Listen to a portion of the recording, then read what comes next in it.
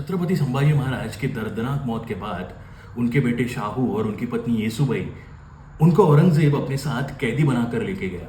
सबको ये लग रहा था कि शायद उन दोनों को भी महाराज की तरह ही दर्दनाक मौत दी जाएगी, या फिर उनका धर्म परिवर्तन किया जाएगा, या फिर उनको जेल में डाल के आजीवन यातनाएं दी जाएंगी। लेकिन औरंगजेब के दिमाग में कुछ और प्लान था। उसने इसमें से कुछ भी नहीं किया। इनफैक्ट जब शाहू को ले जाया गया, उनको हाउस अरेस्ट में रखा गया। तो टेक्निकली वो थी तो एक कैद ही, लेकिन उनको ट्रीटमेंट ठीक ठाक मिल रही थी।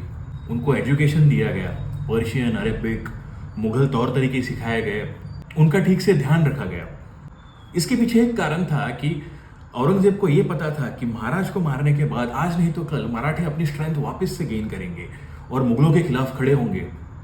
तब उसका यह प्लान था कि वो शाहू को वापस से डेक्कन में छोड़ के आएगा और फिर मराठों के बीच में ही पावर स्ट्रगल शुरू हो जाएगा। उसके बाद शाहू जो छत्रपति बनेंगे वो मुगलों के एक पपेट बन के रह जाएंगे। बट हुआ उसका उल्टा ही। दोस्तों, शाहू मुगलों के कैद में टोटल 18 साल रहे। उस 18 साल में रानी येसुबाई ने शाहू को अपनी आइडेंटिटी भूलने नहीं दी। उनको हमेशा ये याद दिलाया कि वो एक मराठा है। औरंगजेब के मरने के बाद 1707 में जब उसका बेटा शहजादा मुअज्जम बादशाह बना, उसने शाहू को रिहा कर दिया।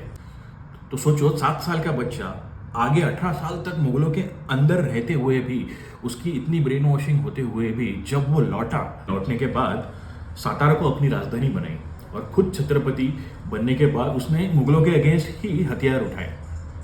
और एक टाइम ऐसा आ गया कि मुगल ही मराठों के पपेट बन गए थे और करीबन पाकिस्तान से लेके बंगाल तक मराठों का राज फैलाया।